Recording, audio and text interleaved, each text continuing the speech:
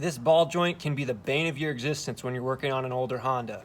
What you could do to release it, you could use the fork, but I used this and it absolutely destroyed the boot on the passenger side. And here I am on the driver's side, so I wanted to try something different. So I went out and bought this tool.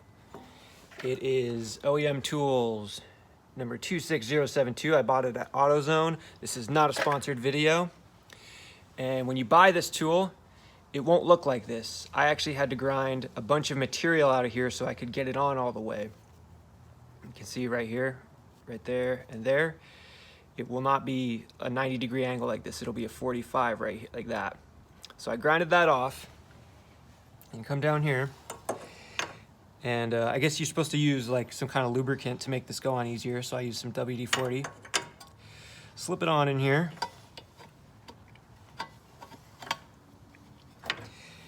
And then you hit it with a hammer to get it on all the way.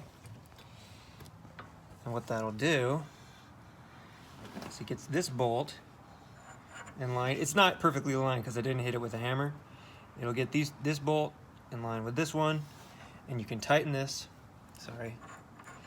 You can tighten this, and it'll put pressure on this, push it up, and pop it loose. Good luck. If you have any questions, let me know.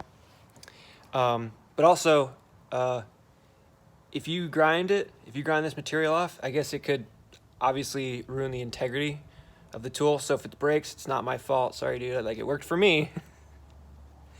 But I wish you good luck, because these ball joints are